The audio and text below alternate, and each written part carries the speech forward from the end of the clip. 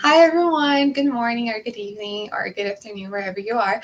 On the Creative English Club today, we're going to be hearing from a creative who has tasted the market on the creative industry all over the globe. And she's going to give us a lot of the insight of cultural differences and how to use your creativity everywhere. So stay tuned and let's get started.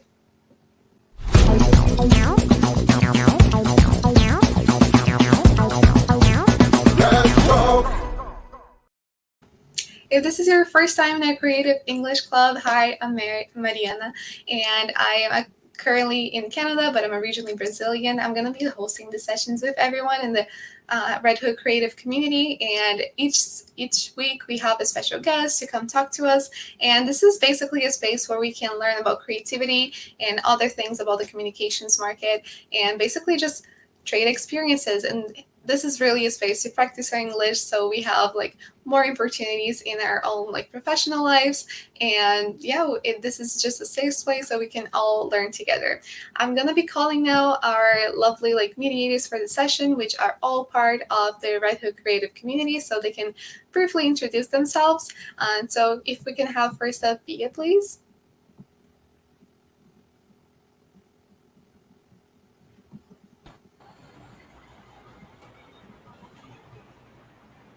Hey guys, good morning. Hi Mari. I'm Yoshizawa, Junior Art Director, currently based in Curitiba, but working remotely for São Paulo, Africa, São Paulo. Nice to meet you, and that's it. All right, perfect, Bia. If I can have Dummy next. Hey, I'm Thamiris. I'm from Curitiba too, and right now I am. Let's return the song.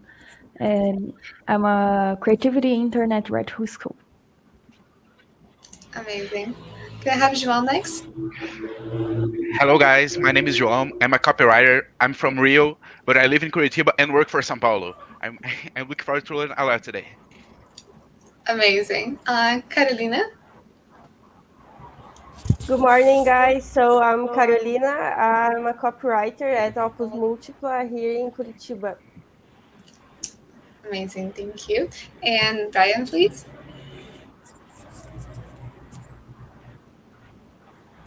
Sorry, Hi Matheus. guys, I'm Brian. I'm from Curitiba and I work for 433 in Curitiba too. And I am an art director. Is it? Amazing. And I would just like to remind everyone to keep themselves like muted when you're not speaking, just so we avoid any sorts of like issues with the transmission. But that is perfect. And yeah, now I'll have Tiffany please introduce herself and tell us a little bit about your career journey. Very briefly, I know like we could talk about hours about this, but if you can just like give us a little overview, that would be wonderful. Hi, I'm Tiffany Chung. I'm Associate Creative Director, Copywriter at Wunderman Thompson Berlin. And I'm originally from Canada. I started my career in Toronto at Tribal DDB Worldwide. And then I also worked for another Canadian company there called Rethink. Then I moved to London to work at AKQA London, and then Paris at Proximity BBDO, and then now Berlin. And I'm happy to join you guys today. That's amazing, and thank you so much for being here with us. Yes, and now we can start with the like kick off with our questions. And first, I'd like to invite please Bia to ask her question. Hey Tiffany, good morning. First of all, I have to make a disclaimer because I have to say that I'm particularly honored to like interview you because it's so hard like in advertising to see women in leadership. So you are an ACD for Wunderman Thompson and you are from Canada and now you are in Germany, and like that's really fulfilling for us that are starting in advertising. And my question for you is in terms of like being woman in leadership in advertising. You said that you had like a wonderful journey in creativity career and things like that, but how was that journey in the perspective of being a woman? have you ever felt like you left behind, or that you were treated differently than maybe you would if you were a man? Yeah, hi, nice to nice to talk to you. Definitely, I a lot of my career I've been either the only person of color or only female in the room a lot of times. So there have been moments where I have felt like maybe it's not that I'm being treated unequally on purpose, but maybe not considered or overlooked because I am a female creative, or because I'm a person of color. Generally, though, like, to navigate those situations, it depends on the context. For the most part, I've had many like friends and like great coworkers that if I had felt something was not right, I would have people that I could speak to about it. And I had great managers that I could also, approach and felt comfortable approaching if I needed to raise a topic. If there have been moments where I feel like nothing was going to be fixed, then that's when you move agencies, when you go find the right environment for you that you can thrive in, and yeah. So I think find the people that you like working with, find the managers that you think you can learn from and can talk to. And I think you're never going to fall into an unhappy place in your career. Yeah. Perfect. Like, support is everything, so that's perfect. Yeah, that's a great answer. I was gonna ask a follow-up question on that, since you have experienced the market in so many different places, and there are always stereotypes of how a place in general is gonna treat you. But I find it changes a lot from industry to industry. It would be very different to be for example, an engineer in Germany than a creative in Germany. Just giving an example, of course. Do you find that in the creative industry, does the place you're at really matter in terms of culture, or is it more the people and exactly where you're working, finding a good team? You're talking about yeah, agency. acceptance, or feeling good in a working environment. I'm sorry, does it matter, or? Oh no, is it a bigger difference geographically from place to place, or okay. your team? I would say that it doesn't matter which country you're working in, as long as you have the right people that you're working with. There are definite differences in, I guess, the way that people communicate. So there, in the UK, the way that people come together and try to tackle a problem is very different than the way that a French workplace would also communicate with each other and try to tackle a problem together. One has lots of discussions, and others are maybe shorter discussions. It's very interesting, and that's something that you learn. And also the way that people communicate via email is very different from country to country. Canadians definitely have a specific way of writing emails, very positive. Everything's worded in a very positive way. And I find in France and Germany, people are a bit more direct. It's a shorter emails. they get to the point a little bit faster. But those are the differences. But I've been very lucky to be able to work in agencies that are international cultures. So there are people from all over the world working together in one place, and that I think that also makes a difference. there are some agencies in countries that are very much German or very French or very English, but then there's other agencies that are more international, and then it's a different, I would say it's a different workplace. Amazing, thank you. And thanks, Bia, for your question. Next up, I'd like to call Carolina to be here, please. Perfect. Hey, so Tiffany, you have worked in so many places like Canada, your hometown, London, Paris, and that really sounds like a dream. I always wanted to live abroad, so I would like to know what do you think are the most important skills someone has to have to work abroad, and what's the biggest difficulty you have been through to get your first job out of your country? Well, the skills that you need are the skills that you need for advertising in any country, in your own country. A great book, great ideas, and also ambition. Like you want to move, you want to be there. I think when people are hiring, they definitely hire based on how motivated the creative is as well. That's really important to have on a team. And with moving, more of the paperwork and the clerical stuff is probably the most difficult part. It's a challenge. It's so great, and everyone can do it, but there are things about certain countries that you have to know the rules on how to work there. So for me as a Canadian, I need sponsorship for my work visa to work in Europe. That makes it a bit more challenging to get a job in another country.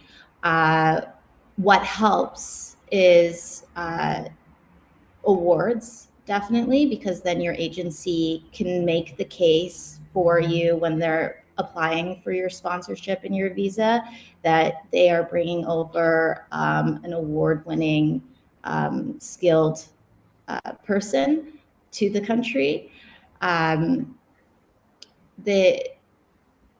once you have your first international experience, it does get easier. People are more inclined to move you again to another country because you've already done it. An agency has already taken the risk on you to bring you over to their country, and it clearly worked out for them. So once you get started, once you get past that first hurdle, then it does get easier. It's just get your paperwork in line. That makes things easier for agencies as well.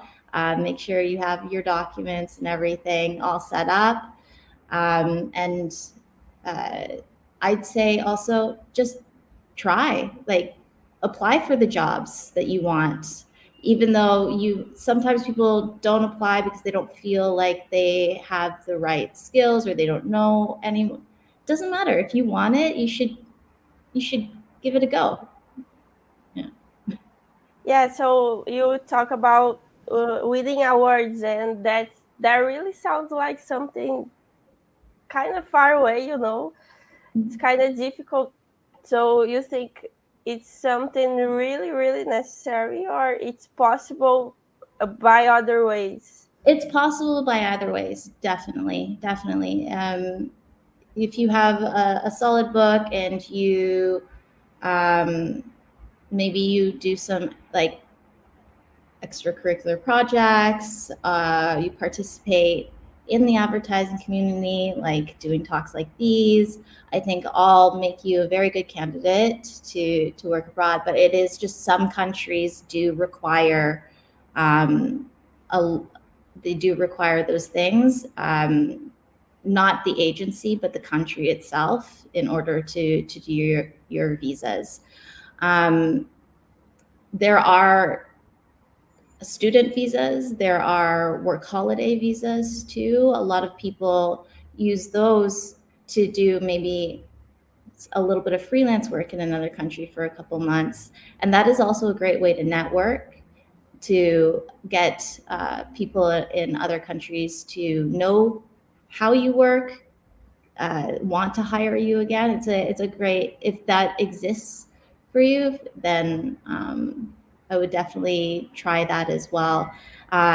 For when I went to the UK, Canada did have a work holiday visa, and that's what I used to move over. And it actually made it easier for me to move over, and it made it easier for the agency to hire me.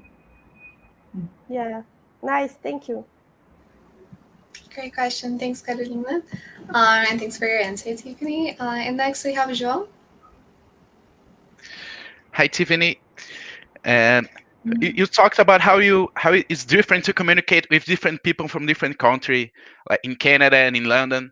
But how is it like to create something for different countries? You know, I think some references you get from Canada would be different from Germany. What is it like to talk about it? Like, oh, this would be great in a campaign in Paris, but that wouldn't be so good in Canada. By the way, how would you communicate with in the creative process? Well, for the creative process, a lot of the work that I do is for international clients. So the EMEA region, which requires the work to be in English. However, yeah, there are definitely certain things that are more local and need to be more culturally relevant for that country. So when I was working in Paris, when I was working on a French client with that needed French writing as well, what would happen is I would work with a French art director, and then we would come up with the ideas in English, and then we would have a French copywriter also help me translate those things into French. But it's always nice to, even though it's local, you don't necessarily have to be a local. It's nice to get outside perspectives and thoughts to come up with interesting and fresh ideas. And the creative directors that you'll work with will probably assign you someone to work with that'll help balance out, what is needed for a specific local campaign. Oh, thanks a lot. Amazing, thanks. And next we have Brian. Tiffany, of all places you have worked and lived, which one do you like most, culturally and professionally? And which one did you have the biggest culture shock, like the strange place? And That's a really difficult question. It's hard to choose. I have loved every city that I've lived in for different reasons, so I'd say maybe right now in Berlin, I'm very happy. Yeah, it's been great for living. In terms of the European cities, Berlin is the most affordable in comparison to London and Paris. So that's really great. And I work with an international creative team. So there's people from all over the world, and that's really nice that we all have this thing in common, that we've all moved to Berlin, which is really nice to work with. So I would say probably Berlin is my favorite so far, but the UK and France were really great experiences as well. France, I would say, was the most culture shock that I got, in the work environment, because it was more of a French agency than an international one.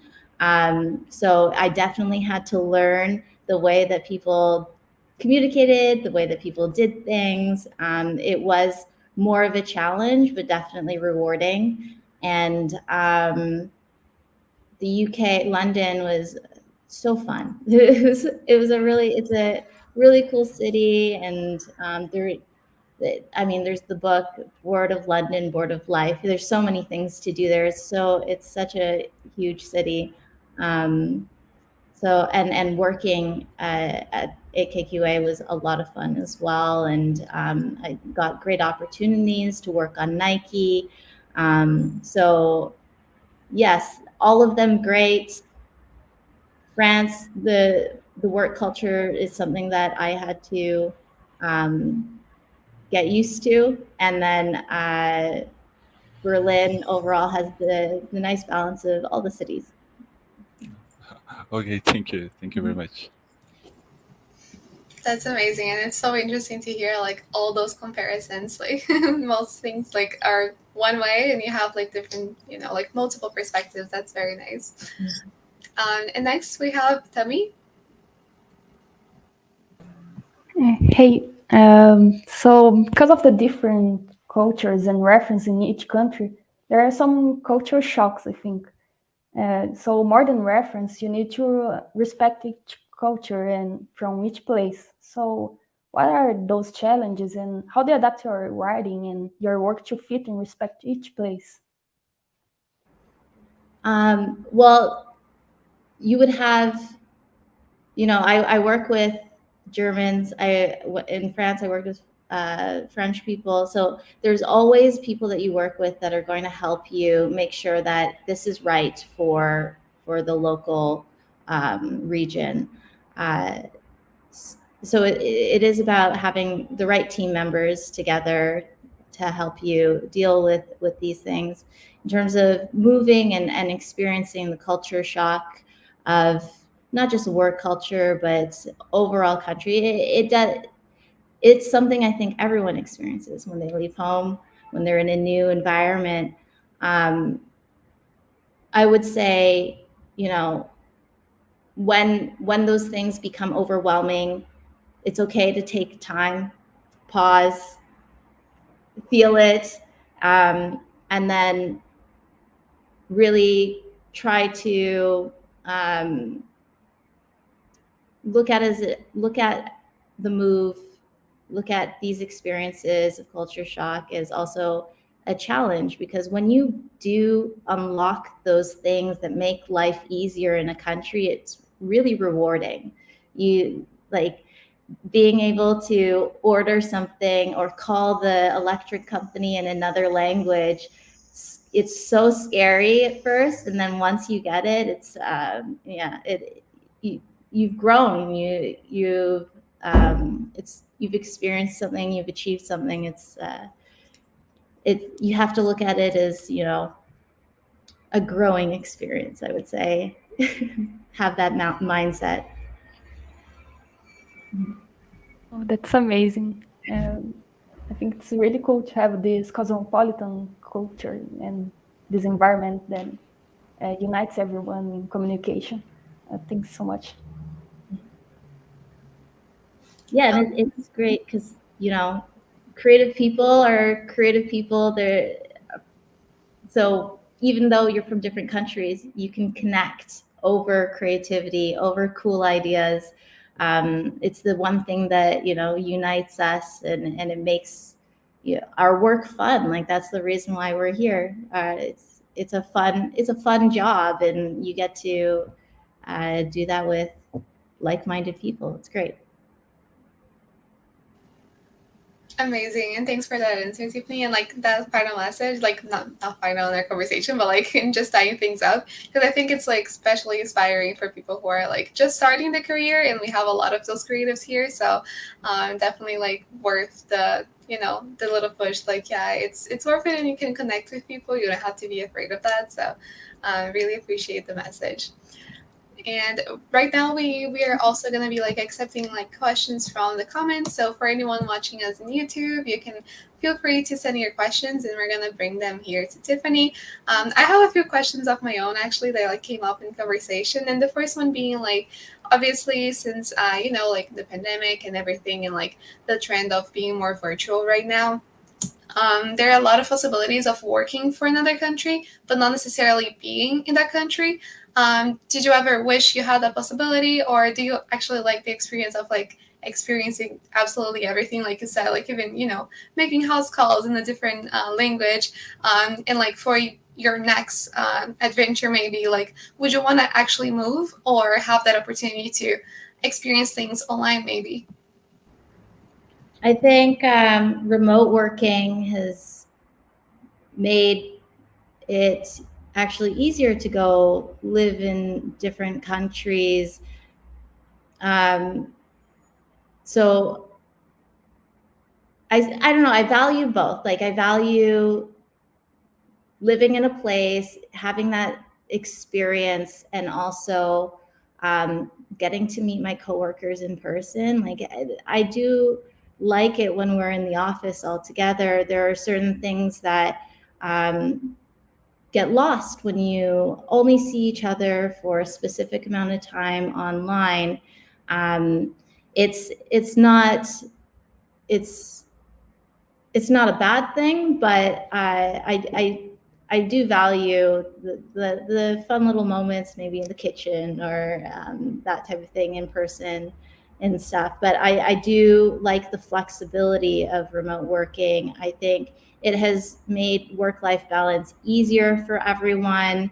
If you need to go to the grocery store, if you have a kid that's sick, if you like it does make it easier for people to live their lives if they can work, if they have the flexibility and freedom to work remotely. So would I want to work remotely for another company? I would be open to it, definitely. I'd be open to it if I was very happy where I was living, which I am currently. Then maybe I would work remotely for another agency, and then maybe it's possible in Europe, because all the countries are so close, maybe it's possible to go there for a month and then meet people that I work with and experience that, and then go back to my home base. I think the possibilities of designing your work life is easier now. So I would be open to figuring something new out via remote working. That's amazing. And I think it's kind of like what you said, like a balance of both things. Like even especially I guess with like creative industries, like the connection that you have, like the actual connection, like you said, like little moments or like maybe inner jokes and things like that are harder to come up with when you're just like entering a call and leaving. They can really make a difference. So yeah, thanks for the answer on that. And I guess like not a follow-up question, but like kind of relating to that, since you've been to like different agencies and have like different like focuses, like for example you mentioned in France you had a more like of a French like view to the agency and not as much as an international culture one. When do those changes like come up, like for people who are just like starting their career, or maybe they're feeling like there might be a place now in their career for a change, but they're kind of like scared to actually make them because things are not exactly like bad where they are, but they maybe could be like better, or like they could experience something new. Do you have any advice on how to feel like it's time for a change? The time for a change. If agencies are like just like a next step in your career. Yeah, I think signs of needing a change happen when you feel like you have no more room to grow or learn in your role. If you start to lose like your motivation, or interest in it, definitely that's time for you to find something new, a new challenge. I think the most important thing about your work is to grow in it, to learn something. The minute you stop learning, then it's no longer, I don't know, fun. It gets a little monotonous, and yeah, you want to keep challenging yourself. Also, you can feel the cycles in agencies. I would say, there'd be a group of people, everyone's working really well, and then one person leaves, and that just causes a chain reaction of like a group of people leaving. So I think that also might be a sign too. Like if your workplace is changing, maybe you need a change as well. Or you could stay and experience like what the agency is going to turn into after. That's also something interesting for people to see. But what tends to happen is, cycles. Everyone goes off and experiences something new at a new agency, and then you work for a bit and you move on. Amazing, thank you. And you mentioned awards earlier today, and how they can make a difference on your, like on your resume, I guess, but also like in, agencies like taking that risk on you.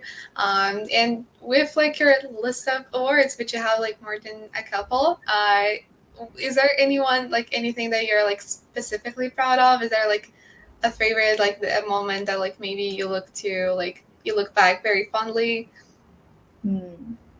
I mean, I definitely have projects that I look back on very fondly.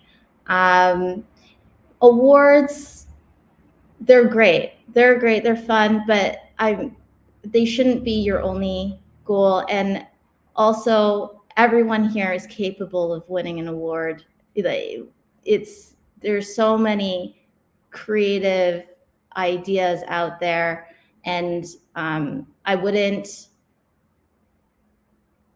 feel like it's out of your reach at all. Like, I think everyone here has the capability of winning an award. And you should know too, like, it's not just going to be yours, it's a team effort. Everyone is involved, and you'll never be alone in winning that. So I think I care more about the memories that the projects gave me versus the awards that I have won, because it gets old fast. They're old ones. So then it's more about the project.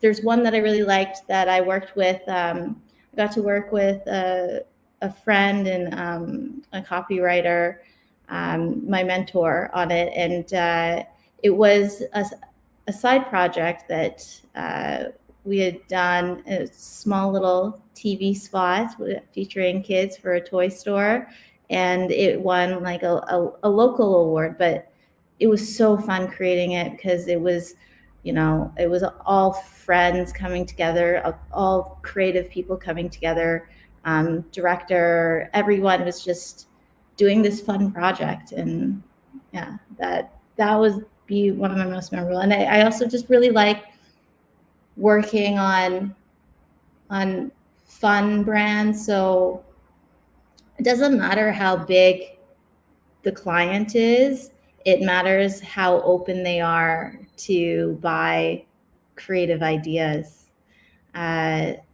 So I have worked on like Nike and Molson Canadian. Those are fun, big brands, but the small ones too. Like the toy store was really fun to do. Yeah. That's amazing. And just like a toy store, like that sounds like really fun just by itself. So I'm glad that you had the creative space to really have fun with it. And we have a question from YouTube, which is actually from Selina. So she wants to know, what do you think about the Canadian creative market, since a lot of people like all over the world, but like especially Brazilians in our experience, consider it like a place to move and work, especially because of like the opportunities they have, like like even visa wise. So what do you think of the Canadian creative market? I love the Canadian creative market, and the Toronto community is very close and tight knit, and everyone has worked with everyone. There's a lot of inspiring people working there. I think it's a great place to learn. It's I love Canada. It's a very open place, very welcoming, and there's a lot of great work that comes out of Canada. Definitely.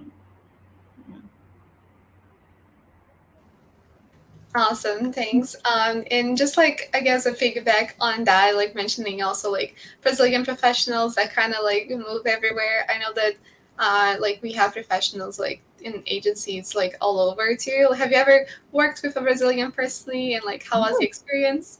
Yeah, great. I just was working with a freelance creative director who's from Brazil. I also work with a senior art director too. She's Brazilian. One of my art directors at AKQA, she was Brazilian. Yeah, there's lots of Brazilian creatives in a lot of the countries. And very, very great work coming from Brazil and the creatives around the world. Amazing. That's nice to hear, and a little like motivation, I guess, for everyone Brazilian, like maybe watching and it's thinking of like taking that leap and going abroad. I would like to call now for all our mediators to come back. And then they're gonna ask any final questions. And meanwhile, people on YouTube, like feel free to send anything else in case you're like also thinking on it. And yeah, I would just like open the floor if anyone else has any extra questions. I do have one. So Tiffany, in your book, you have like a specific area for your personal projects that not necessarily are focused in working with and as copywriting, like desk dumps, which are like amazing. And I think they like connect that thing that you said about collecting memories and having fun with the process. So I would like to ask you about like the importance for you and your work, and for others too, to have like personal projects in their books.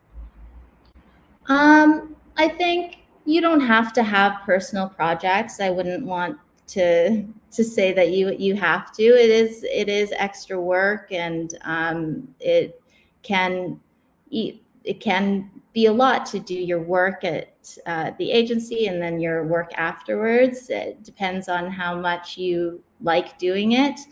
I put those things in there because I like creating. Like I like there's something fun about having something at the end of your project to show people. I think it also that part of my portfolio has also attracted attention from creative directors who are looking to hire someone, because it gives them a little insight into maybe my personality, or more ways that I think and write, and so it's nice to have. You don't need it, I would say. Yeah. The perfect answer. Thank you. Amazing. Does anyone else have any extra questions?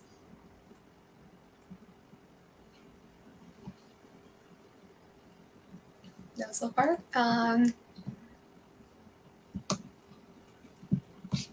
All right, and no questions like so far from the live as well.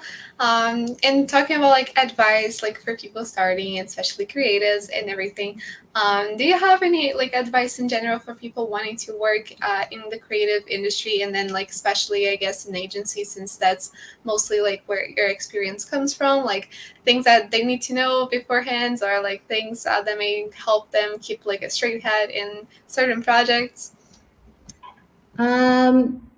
Getting into the industry, I know can feel a bit hard. All I can say is I have also been ghosted many times by recruiters, by agencies. I've reached out to creative directors trying to get jobs.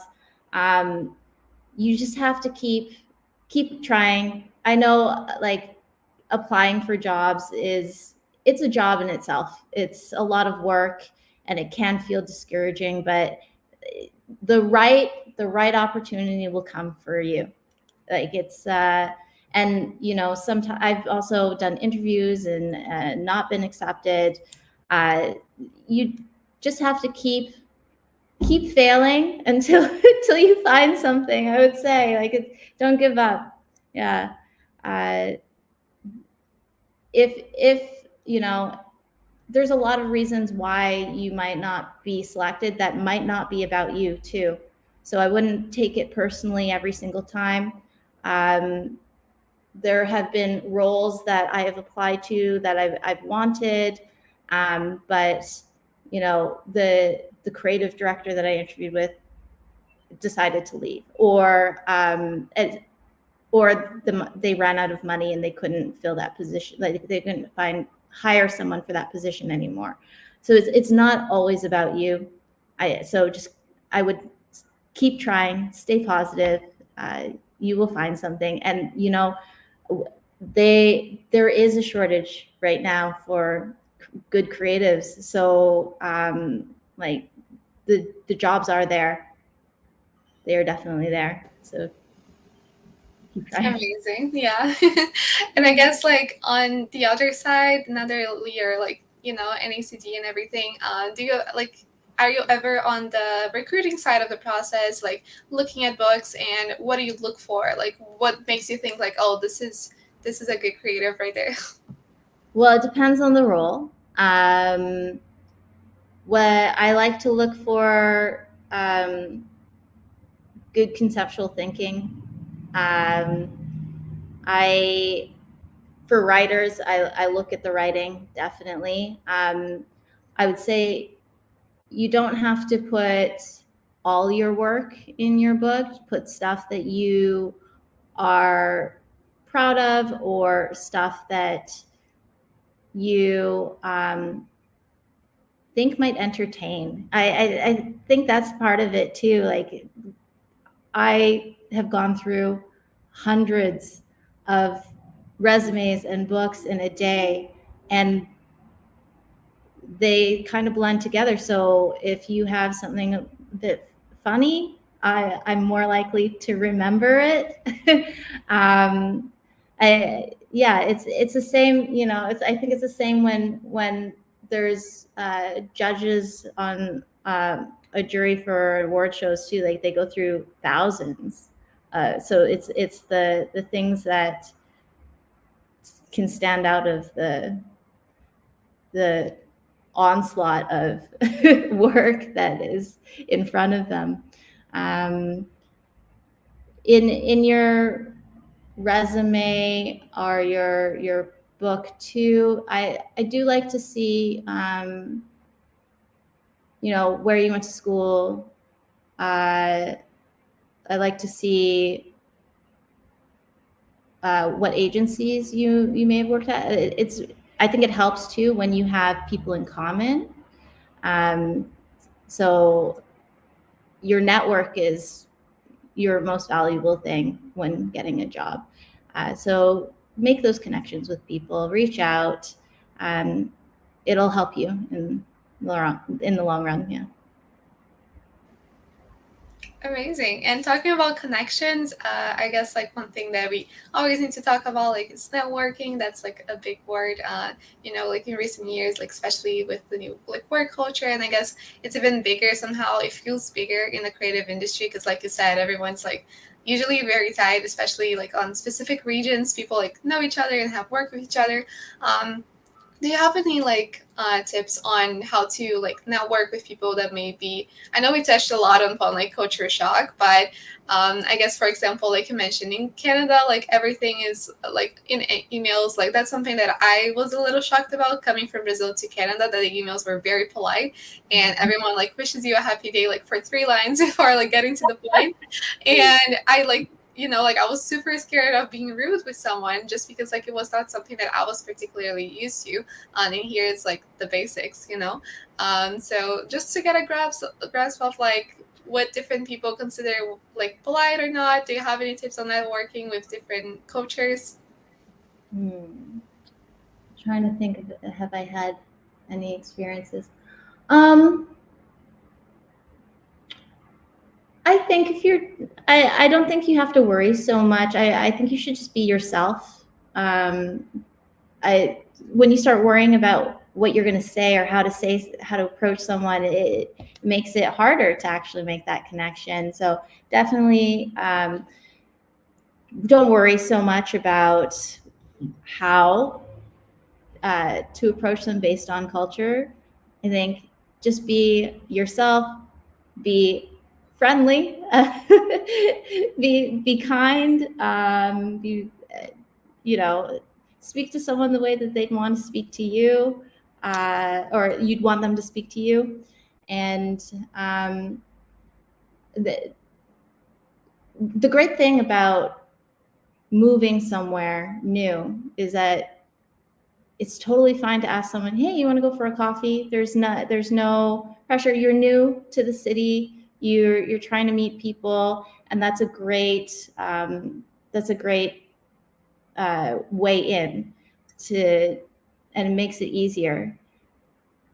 So yeah, I hope that was helpful. That's actually very helpful. Like don't stress about it too much. Like don't overthink. I guess overthinking is like part of the process, but yeah, the more we're like conscious that it's like not necessary per se. So no, that was definitely great advice. And I'm gonna open the floor again to like everyone here if they have more questions. I have one question. So Tiffany, I saw that you have many different jobs in your book, like food, Nike, beverage stuff, hair products. So is there something specific you like to create the most?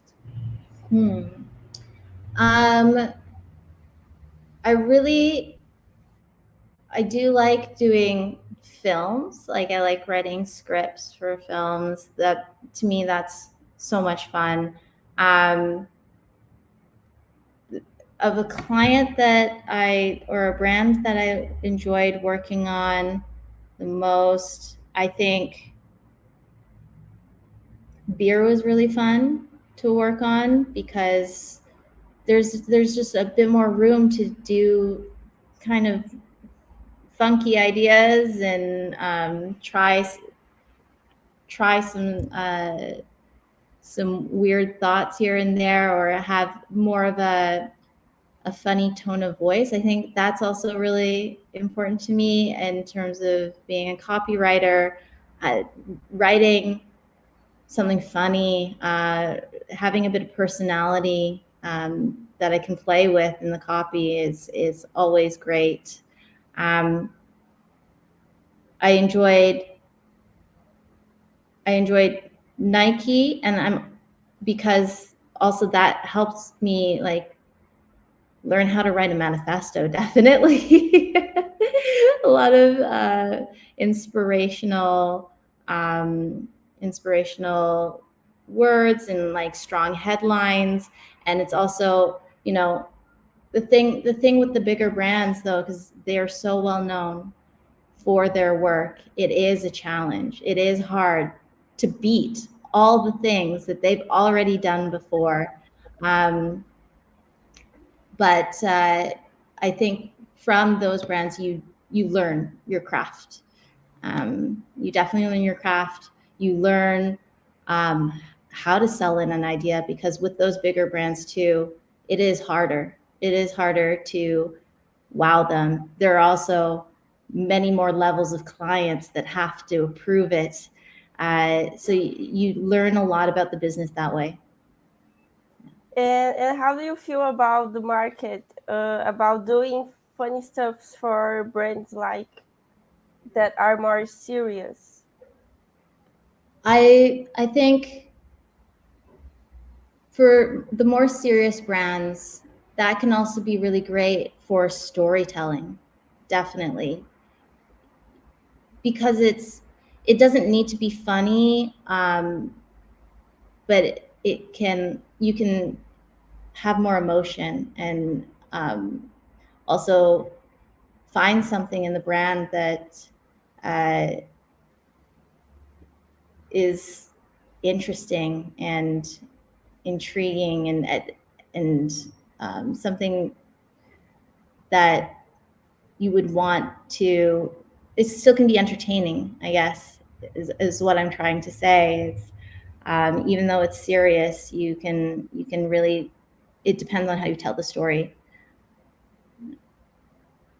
Nice.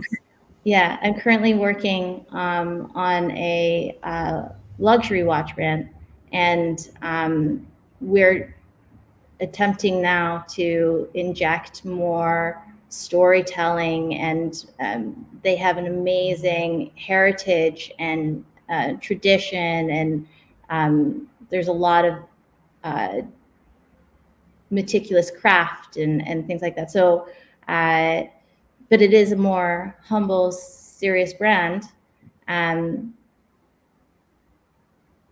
But the storytelling aspect is the fun part. Figuring that out is the fun part of working on this a brand that's more serious. Yeah. Yeah, I saw that you have made a film for Alcine, the brand for hair products. Yeah. And in the formulation of the product, it has hemp, right? Yes. Yeah. So how was the creative process for doing it? And was there a difficult that you found in the process because of this being it's kind of polemic, you know? Yeah. It was a lot of fun to work on. So the brief that we were given to the original brief was to play with this controversial ingredient in the shampoo. So it started as a pitch for the business, and that pitches are fun because you can be a little bit out there with your ideas. So that was a lot of fun to work with. And then when we got down to actually having to produce it and create it, that's when the legal department came in and made it a bit more difficult. And yeah, it definitely changed the idea, but we still managed to get something out that the client was happy with, so it's good. Nice, thank you. That's such an interesting case. Yeah, and I guess like now we're moving on to one of our final segments for this talk, where I'm just gonna show off some expressions that were maybe mentioned here, or some little wordings that might be interesting. Not that particularly like we don't know of, but that we could try a little like to incorporate in our vocabulary. And a little disclaimer, as I do like every week, is that I'm not an English teacher or professor or anything of the sort. I'm just like picking up by ear some things that might be interesting for us. So Polly, are you able to? Yes, the slides. Awesome, thanks. So the first thing that I guess, sorry, we could touch on is to take a risk on. Like we hear a lot, like to take a risk or to take a chance on something. And I guess the reason that's like different for us is because, especially in Portuguese, that's what I can vouch for. Usually, risk is just something that like exists in a situation, but not necessarily something that you would phrase like you would be the person taking. So it's very interesting where how we can use it. For example, they might take a risk on you. I think we were talking about like agencies, like even if though there might be a risk in hiring someone that like is not a resident in the country, like it can be worth it. So that's the meaning of this particular expression. And then, yes, most affordable. I guess like we are very focused on the word price when we're talking about like if something is costly or not. And most affordable is just something that is like the least costly. So something you can afford, something that is gonna like fit in your budget. Overwhelming. That's a very common word, especially like if you pay attention to all the TV shows that you like see and everything of the sort. But yeah, it's like a word that you're gonna hear a lot, and it's very useful for your vocabulary as well as its counterpart, underwhelming. So if something is overwhelming is a bit too much to take in, and underwhelming would be the opposite. So maybe something that like you had expectations for, but it turned out not to be all of that. The community is tight. I think Tiffany was talking about the community of the creative community of Toronto. So basically, a community being tight. That's not like a word we would necessarily like translate because it's not used in the same sense as it is by its own. And we have everyone is really close. So yeah, like if the community is tight, everyone basically knows each other and they back each other, and that would be kind of the sense of this particular expression.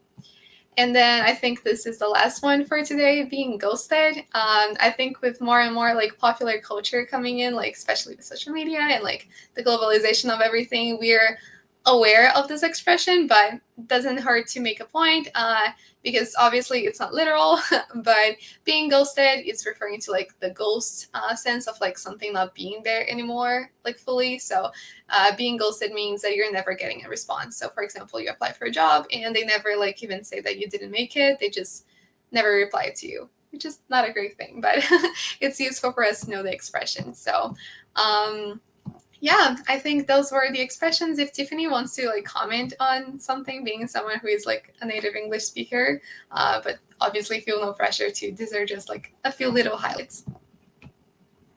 No, I don't have any other comments, but if anyone else had words that they wanted to, like wanted more context on or wanted an explanation for, I'm happy to try to help.